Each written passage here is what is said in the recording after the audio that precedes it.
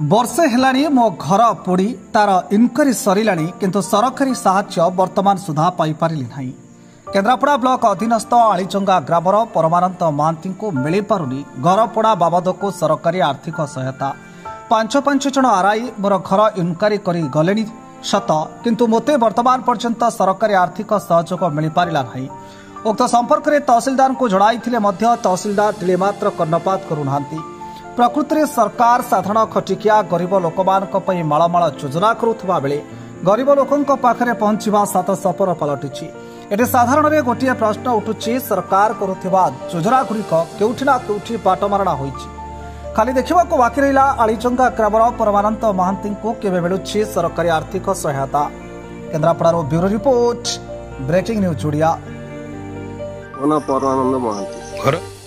को पंचायत कपाड़सर पंचायत कौन होता असुविधा ये घोड़टा आगे गोरु बंधा होता हठात निआ नहीं गला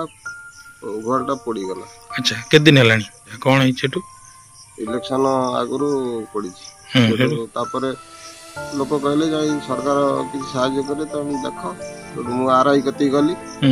आरआई सब संगे संगे आसिक चल किए आरआई से ना राजसी महाराणी किए राजसी महाराणी सी सब आसिले आसिक इनक्वारी कले इनक्वारी कर देखिक मत सब संगे संगे कहले तुम आस खंडे कला पाल आम तुमको दबू कौन पदार बंधा हम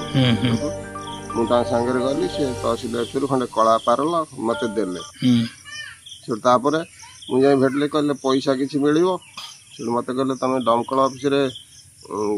आसला गाड़ी मुझे हाँ गाड़ी आसला दमकल वाला सहित रिपोर्ट लिखी नहीं ना तुम से दमकल ऑफिस रिपोर्ट आणिक दियो रिपोर्ट आणिक देली आरआई रिपोर्ट लिखी तहसील ऑफिस से देले मत भी डाक तहसील ऑफिस देले तहसील वाला कहले तुम पैसा 3000 पाइब किंतु अबिका आमर इलेक्शन कोड लगी आम पैसा दे पारूँ इलेक्शन कोड उठिले जाई पैसा दबू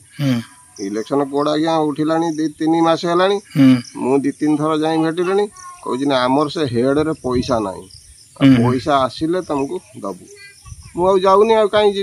मुझे 3-4 बुढ़ा लोक जापारनी मुझे घर रही कहले तुम तहसील आरआई कति जाइली आरआई कहले मो कतरे किसी ना मु तो रिपोर्ट लिखिदे तमें जाइक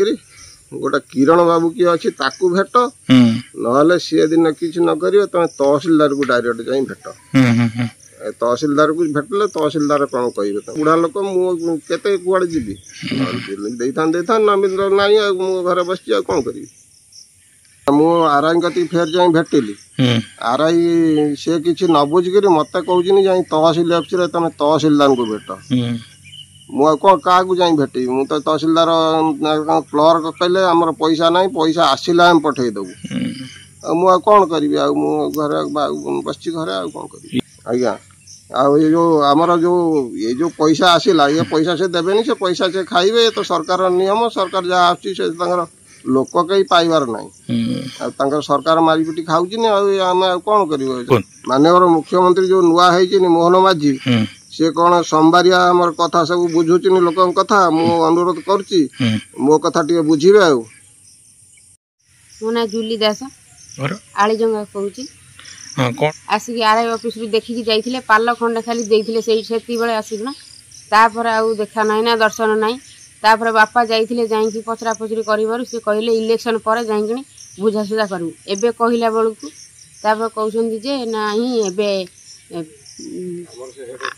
आम से एबे से कथा किसी बुझाबुझी होनी कि आम दे पारूँ यहीटा कौन आईन कानून यही सरकार नुआ सरकार होती बदल कौन करा तुम कहूँ कर पठाऊँ कहले आरआई ऑफिस की जातु आरआई ऑफिस जाकि कहते जे तहसीलदार को जाई पचार क्षतिपूरण कौन पाइबा कथा पाइबू केमती।